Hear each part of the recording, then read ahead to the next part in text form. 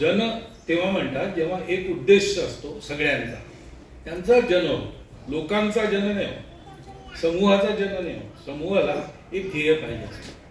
चिंतेचा विषय आहे याचं कारण ते शास्त्र, लोकसंख्या शास्त्र जे आधुनिक ते असं सांगतं की 2.1च्या खाली जायला लागलो तर तो समाजच नष्ट होतो, पृथ्वीच्या पाठीवर तो राहत नाही. साध्या साध्या छोट्या आचारातून हे प्रत्येकाला देणारी आपली संस्कृती आहे. आज जगाला त्याची आवश्यकता आहे. इतकी भांडणं चालू आहेत जगात, परंतु ते जे सगळं आहे जनपद म्हणजे पूर्ण समाज,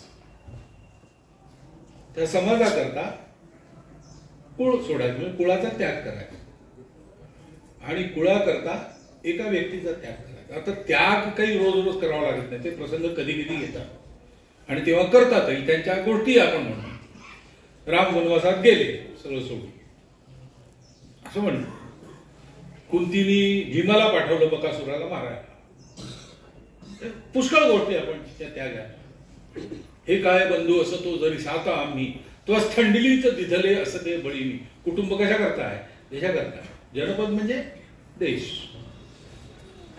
जन तेव्हा म्हणतात जेव्हा एक उद्देश असतो सगळ्यांचा, त्यांचा जन होतो, लोकांचा जन नाही होत, समूहाचा जन नाही होत. समूहाला एक ध्येय पाहिजे. आपल्या सगळ्या देशामध्ये एकच ध्येय आहे लोकांना. सिनेमाच्या गाण्यातही तेच येतं ना, सज्जन रे झूठ मत बोलो खुदा के पास जाना. हे सगळ्यांना वाटत असतं देव भेटला पाहिजे. काय सत्य आहे सृष्टीच्या मुळे ते कळलं पाहिजे. ते सगळ्यात मोठं लक्ष आहे. आणि आपल्या सगळ्या समाजात गरीब श्रीमंत, जंगलात राहणारे, शहरात राहणारे, ही भाषा बोलणारे, तेव्हा सगळ्यांना हे ध्येय. म्हणून आपलं एक जनपद आहे, त्याच्याकरता आपलं कुटुंब आणि व्यक्ती या कुटुंब करता. यांचा त्याग रोज नाही करावा लागतो, पण यांच्याकरता नित्य जगावं लागतं. आणि म्हणून आपल्या इथे समाजाचा घटक व्यक्ती नाही आहे, समाजाचा घटक कुटुंब आहे. जसं आपल्या शरीरामध्ये अनेक पेशी आहेत, त्या सगळ्या पेशींमध्ये जे डीएनए आहे ते सारखं आहे. त्यातली एक पेशी कोणाच्या हातात लागली तर आता क्लोनिंग करून त्या एका डीएनए पासून तो पूर्ण प्राणी तसाच्या तसा उभा करता येतो, तो मनुष्य तसा तसा उभा करता येतो.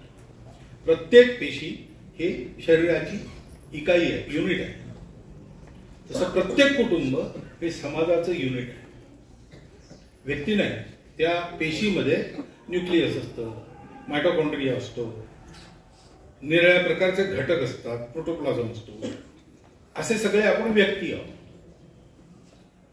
आमचं कुटुंब हे समाज आहे, समाजात लहान ग्रुप आहे. समाजात कसं राहायचं, कसं वागायचं हे व्यक्ती कुटुंबात शिकतो. संख्येचा उल्लेख झाला, जनसंख्या कमी होते फार चिंता आहे. चिंतेचा विषय आहे याचं कारण ते शास्त्र, लोकसंख्या शास्त्र जे आधुनिक ते असं सांगतं की 2.1च्या खाली जायला लागलो तर तो समाजच नष्ट होतो, पृथ्वीच्या पाठीवर तो राहत नाही. कोणी त्याला मारेल असं नाही, तो काही नसलं संकट तरी तो समाज नष्ट होतो, पुढे चालत नाही. अनेक भाषा अशा नष्ट झाल्या, अनेक समाज असे नष्ट झाले. 2.1च्या खाली येतात. आपल्या देशाची जनसंख्या नीती 1998 वगैरे मध्ये ठरली का 2002 मध्ये ठरली, साल माहित नाही मला, पण त्याच्यातही असं सांगतात की 2.1च्या खाली नको. 2.1 म्हणजे 0.1 तर माणूस जन्मत नाही ना कधी, 2 पेक्षा जास्ती पाहिजे, म्हणजे 3 पाहिजे कमीत कमी, शास्त्र सांगतं. पण ही संख्या ही याकरता महत्वाची आहे की टिकलं पाहिजे की नाही, टिकलं पाहिजे असं आपल्याला सगळ्यांना वाटतं, कारण ते आपलं आहे. ते किती चांगलं आहे वाईट आहे हे मूल्यांकन नंतर असतं, ते आपलं आहे. आपण कुटुंबात हेच शिकतो ना. निरनिराळे प्रकार असतात व्यक्तींच्या कुटुंबात. 4 भाऊ असले, 3 भाऊ असले, 2 भाऊ असले, एक दुसऱ्यासारखा नसतो. स्वभावही कधी कधी अलग असतात. एकमेकांना पटेलच असं नाही आहे, पण तरी आपलेपणा असतो. अरे मग तो असा वागतो तर तू काही झालं तरी भाऊ आहे ना माझा. गांधीजींना एक मुलगी भेटली, ते येरवड्याला जेलमध्ये होते, त्यांना फिरायची वगैरे मुभा होती, तिथल्या टेकडीवर फिरायला जायचे. परत येताना त्यांना एक मुलगी दिसली. 10 वर्षाची मुलगी आणि 5 वर्षाचा तिचा भाऊ चांगला गलेलठ्ठ, तो कडेवर बसला.